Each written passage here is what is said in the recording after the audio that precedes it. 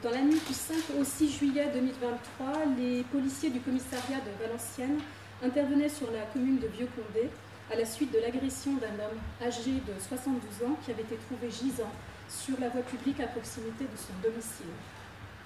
Il était précisément 0h20 lorsque, sur appel du SDIS, le service départemental d'incendie et de secours, lui-même alerté par un automobiliste qui avait découvert la victime blessée au sol, les services du commissariat de police de Valenciennes intervenaient rue d'Enfer-Rochereau dans un quartier résidentiel de Vieux-Condé.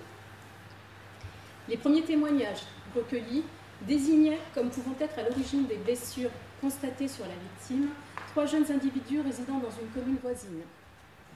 Sur la base de ces informations, les services de la sûreté urbaine du commissariat de police de Valenciennes interpellaient le 6 juillet à 11h05 3 jeunes gens, respectivement âgés de 18 ans, 17 ans et 14 ans.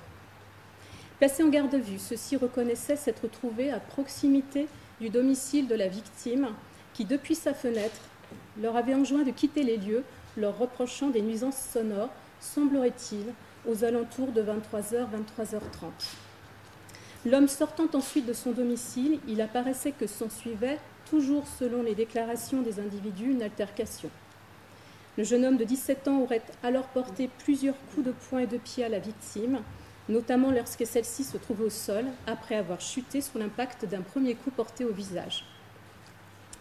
À ce stade de l'information judiciaire qui est en cours et qui aura pour objet de préciser la teneur de cette altercation et la nature des coups portés, je ne vous communiquerai pas dès lors d'autres éléments quant au contenu des déclarations des 3 mises en examen.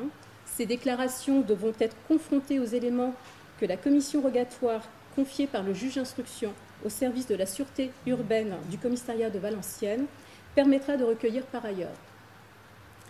Ainsi, le 8 juillet, dans le cadre de l'information judiciaire ouverte initialement du chef de tentative de meurtre, non-empêchement de commettre un crime ou un délit et non-assistance à personne en danger, les 3 mises en cause ont été présentées devant le juge d'instruction. Le jeune homme de 17 ans a été mis en examen du chef de tentative de meurtre, fait puni de 30 ans de réclusion criminelle et placé en détention provisoire à l'issue. Les jeunes gens âgés de 18 ans et 14 ans ont quant à eux été mis en examen des chefs de non-empêchement de commettre un crime ou un délit et non-assistance à personne en danger, fait puni de 5 ans d'emprisonnement. Le jeune homme de 18 ans a fait l'objet d'un placement sous contrôle judiciaire avec notamment l'interdiction d'entrer en contact avec ses commis en examen et l'interdiction de paraître sur la commune de Vieux-Condé. Le parquet, qui avait requis le placement en détention provisoire du jeune homme, a fait appel de l'ordonnance de placement sous contrôle judiciaire prise par le juge d'instruction. Le mineur de 14 ans, quant à lui, a fait l'objet d'une mesure judiciaire éducative provisoire confiée au service de la protection judiciaire de la jeunesse. Dans le cadre de cette mesure judiciaire éducative, outre la prise en charge éducative, il est soumis aux mêmes interdictions d'entrer en contact avec ses commis en examen et de paraître notamment sur la commune de Vieux-Condé. Il est soumis aussi à une interdiction d'aller et venir sur la voie publique entre 22h et 6h sans être accompagné de l'un de ses représentants légaux.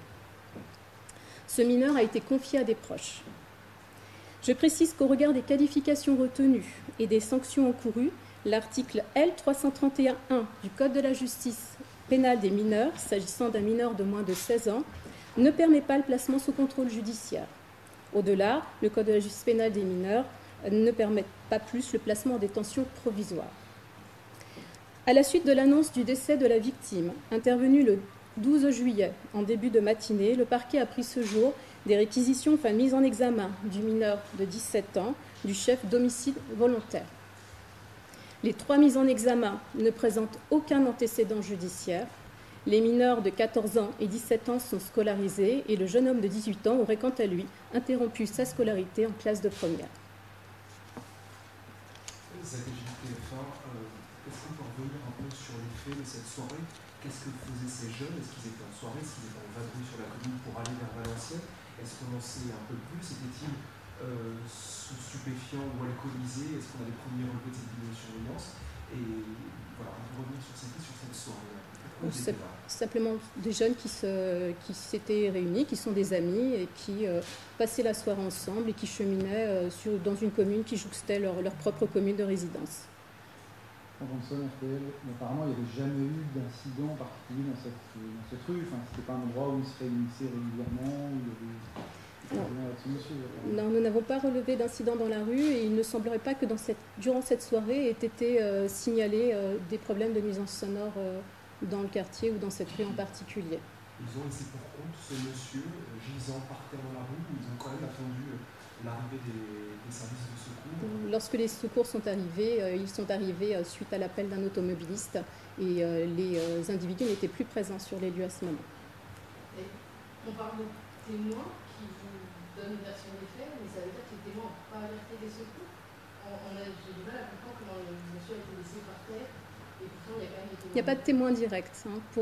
Pour le reste, c'est l'information judiciaire qui a désormais vocation à faire la lumière sur le déroulement de la soirée, sur le contenu de l'altercation, comme je vous l'ai indiqué, sur la nature des coups portés. Donc désormais, place à l'information judiciaire. Donc sur ce point, je ne vous communiquerai pas d'autres éléments. Est-ce que l'auteur des coups a justifié, expliqué son geste Là encore, je vous l'ai indiqué, les explications qui sont données, qui ont été données dans le temps d'enquête et sur le temps de l'information judiciaire, en l'état doivent être préservées au regard des investigations qui se poursuivent. Est-ce qu'il regrette son geste? Est-ce qu'il a présenté des excuses auprès de la famille? L'ensemble des intéressés semble avoir manifesté en l'état des regrets.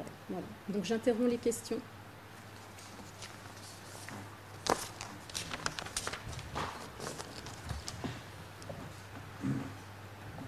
Il n'y a juste pas d'antécédent judiciaire. Je vous l'ai indiqué, aucun antécédent judiciaire. On en sait un peu plus sur leur profil.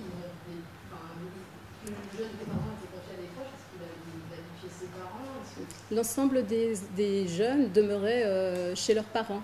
Voilà. Donc ensuite, ce sera aussi, comme je vous l'indique, l'information judiciaire a matière à faire la lumière tant sur la nature des faits que sur les personnalités. Donc elle sera là l'objet d'investigations un peu plus poussées sur les antécédents, sur ces mineurs et leur vie. À défaut d'antécédents judiciaires percés, est-ce qu'on sait s'ils étaient un peu connus? Parce que si les voisins les ont connus tout de suite, c'est qu'ils étaient un peu connus quand même.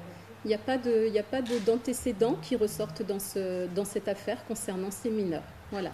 Qu'est-ce qui a permis de remonter jusqu'à eux alors? Il y a une série de témoignages, je vous l'ai indiqué, qui ont permis de remonter jusqu'à ces jeunes gens et désormais il faut confronter l'ensemble des déclarations, des témoignages qui sont au dossier et qui auront vocation aussi à être recueillis dans le cadre de l'information judiciaire. Je termine avec... je termine avec les questions. J'ai terminé. La vidéosurveillance vous a permis de remonter jusqu'à eux. Est-ce qu'une analyse psychiatrique, une expertise psychiatrique... C'est l'objet de l'information judiciaire. Voilà, je termine avec les questions. Merci à vous.